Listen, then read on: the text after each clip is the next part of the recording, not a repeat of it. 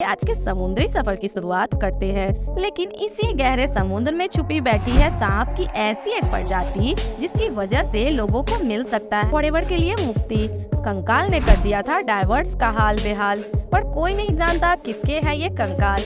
मे भी इसका सच जुड़ा हो फ्रॉम वर्ल्ड वॉर सेकेंड का काल। हमारे साथ भूत भविष्य और वर्तमान से जुड़े गहरे पानी के ऐसे सफर में जहां आज बात होगी सरप्राइजिंग अंडर वाटर डिस्कवरीज।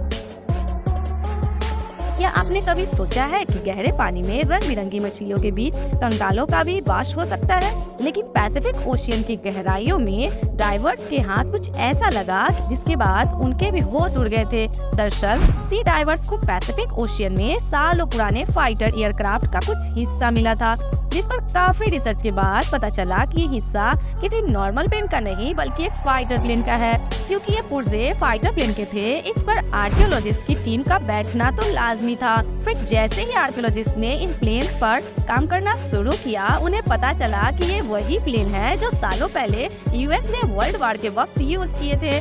और ये इसलिए मानना भी इजी था क्योंकि रिकॉर्ड्स में किसी और फाइटर प्लेन के गायब होने का कहीं कोई जिक्र नहीं था। और फिर हाथ में पुराना इतिहास आने के बाद गहराइयों में छुपे इसके बाकी राज को जानने के लिए 2018 में डाइवर्स ने पानी में फिर से खोज चालू की, जिसके बाद उन्हें पैसिफिक ओशियन के बॉटम से कुछ कंकाल भी मिले। जिसके बाद इनके मिलने पर एक्सपर्ट ने ऐसा अंदाजा लगाया कि शायद ये कंकाल उन फाइटर प्लेन में बैठे हजारों पायलट्स में से किसी एक का हो सकता है, जिन्हें वॉर के वक्त नीचे चलने वाली गोलियां लग गई थी।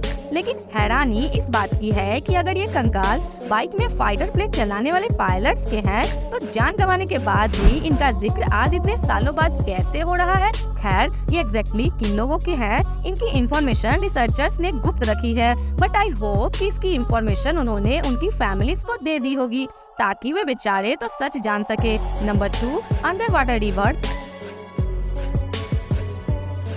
तो अब समुद्री सफर में आपको मिलवाते हैं एक ऐसे नदी से जो समुद्र के गहराई में पानी एकदम बीचों बीच है। आई नो, आप यही सोच रहे हैं कि मैं पगला तो नहीं गई हूँ। समुद्र से नदियाँ मिलती है, लेकिन उनके अंदर अलग से नदी नहीं होती।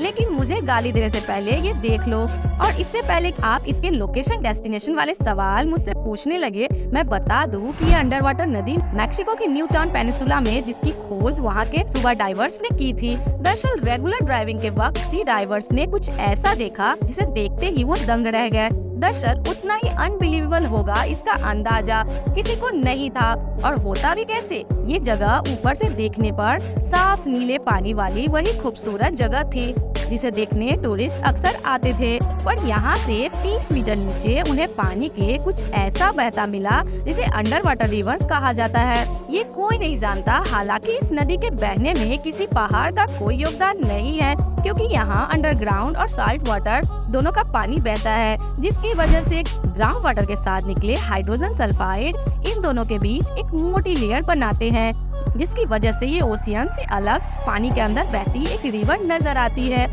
और जिस जगह पर इस नदी की खोज हुई है सैनोट एंगलेटा कहा जाता है। अब अगर कभी कोई आपसे कहे कि नदी के नीचे नदी नहीं बहती, तो इस नदी को याद करते हुए उस बंदे को जवाब जरूर देना।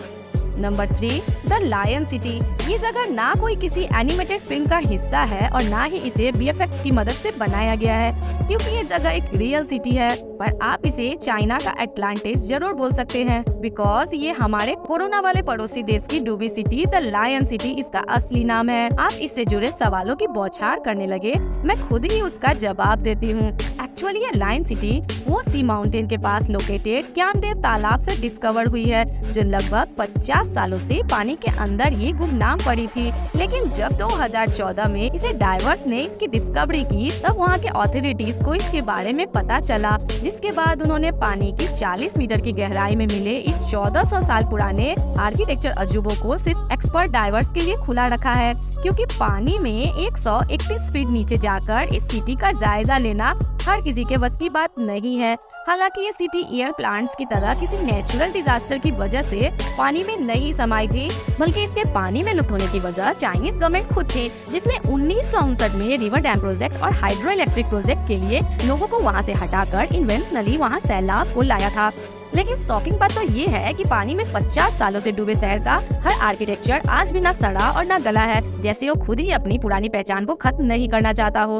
Number 4, joint anaconda. आप जरा सोचो, एक सी ड्राइवर पानी में ज्यादा से ज्यादा क्या ढूंढने जाएगा? गहरा साफ पानी, रंग बिरंगी मछलियाँ, सोने चांदी का खजाना। पर अगर उसी पानी में उसकी मुलाकात किसी हरे रंग के ऐसे जानलेवा जानवर से होती है जिसने उसे पानी में तारे दिखा दिए हो, तो सही सुना आपने, क्योंकि अक्सर गंदे पानी में रहने वाले एनाकोंडा को वीडियोग्राफर के कैमरे ने ब्राजील के फॉर्मोसो रिवर में खोज निकाला, जहां ये वीडियोग्राफर नदी के गहरे पानी में अपने फ्रेंड के साथ अंडर वाटर स्पेसीज को शूट करने गया था और वहां उसकी मुलाकात डेंजरस स्पेसीज में से एक फीमेल एनाकोंडा से हो गई। आई नो, ये सुनकर आपके कान खड़े हो गए होंगे, पर जानते हो बैटलोमियो बॉब ने अपने इस एक्सपीरियंस को यूनिक बताया था और कहा कि 23 फीट 90 किलो के उस एनाकोंडा ने उनसे दोस्ती कर ली थी, तभी तो उसने कोऑपरेट करते हुए अपनी वीडियो अच्छे से शूट करवाई थी। जिस एनाकोंडा से मिलने के लिए एक्सपीरियंस को तू अलग बता रहा है और उसका नाम सुनते ही लोगों की आंखें बड़ी हो जाती है, और मान ले अगर गलती से ये तुझे निगल जाता तो तू हमेशा के लिए बस कैमरे में ही कैद रह जाता। खैर, जिस जगह पर हमारे बहादुर वीडियोग्राफर की मुलाकात उस एनाकोंडा से हुई थी,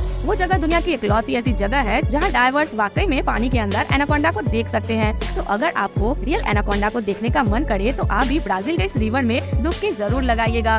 number 5, sculpture park. I guess under water spot के एडवेंचर के शौक सभी को होता है, लेकिन सोचो किसी स्पॉट के दौरान समुद्री गहराइयों में अचानक आपका सामना किसी ऐसे इंसान से हो जाए तो रोंगटे खड़े हो गए होंगे ना। लेकिन ये किसी हॉरर मूवी का सेट नहीं है, बल्कि ऐसे कई स्टैचूज को वेस्ट इंडीज के कैरिबियन सी के पानी की गहराइयों में प्लेस कर इनका बाकायदा पार्क बनाया गया है, जिसे लोग इस कल्चरल पार्क बोलते हैं। पर जानते हो, इन स्टैचूज का मकसद हमें डराना बिल्कुल नहीं है, क्योंकि ओशियन फ्लोर में नीचे बनाए गए इस कल्चरल पार्क की वजह से कुछ ऐसा होता है जो किसी भी इंसान की सोच से ऊपर की बात है। जैसन स्टेलर ने 2006 में बनवाया था और इसकी वजह पानी में रहने वाली छोटी मछलियों को बताया था, क्योंकि ओशियन में गहरे पानी के बीच मिलने वाले छोटे बड़े पत्थर ही इन मछलियों का घर होते हैं और उन्हें महफूज फील करवाते हैं। लेकिन जहाँ ये पत्थर नहीं होते वहाँ ये मछलियाँ जाने से कतराती है, क्योंकि इस कल्चरल महाशय चाहते थे कि मछलियाँ पानी के हर हिस्से में महफूज रहे। इसलिए उन्होंने 800 स्क्वायर मीटर की जगह में 65 अलग अलग स्टैचूज खड़ा कर दिया। हाँ, और एक जरूरी बात, क्योंकि पानी के नीचे किसी पार्क के बनने का कंसेप्ट अलग और नया था, इसलिए ये जगह अब एक पॉपुलर टूरिस्ट डेस्टिनेशन बन गई है, जहाँ लोग पानी में डूबकर इन स्टैचूज को देखने का लुत्फ उठाते हैं। नंबर 6, जैसन वॉरिस अंडर वाटर स्टैचू। ये वही डरावना चेहरा है जिसको आपने इंट्रो में भी देखा था, पर ये चेहरा कोई काम का चेहरा नहीं है, क्योंकि ये चेहरा है एक ऐसे शख्स का जिसने फ्राइडे द 13th की सीरीज में अच्छे से अच्छे दिग्गजों की सांसें रोक दी थी। और जो लोग इस चेहरे को नहीं जानते हैं, मैं बता दूं कि ये चेहरा है हॉलीवुड के फेमस किलर जैसन वॉरिस का। इसे देखते ही कुछ पल के लिए आपके पैरों तले जमीन खिसक गई थी, पर ओशियन के गहरे पानी में इस चेहरे को दफनाने और इसको बहाने दोनों का काम स्कूबा ड्राइवर जैकरी नेगी ने किया था, जो जॉनसन का बहुत बड़ा फैन था। अगर आज की हमारी ये वीडियो देखकर आपने भी नई चीजों की डिस्कवरीज का जायजा लिया हो तो इसे लाइक और शेयर जरूर करना, और इसमें से कौन सी डिस्कवरी ने आपकी आंखें खोल दी इसके बारे में कमेंट करके जरूर बताना। साथ ही हमारे और अपने सफर को बरकरार रखने के लिए हमारे चैनल के बेल आइकन को हिट करते हुए सब्सक्राइब भी जरूर करना, ताकि हमारी कोई भी अपडेट आपसे मिस ना हो।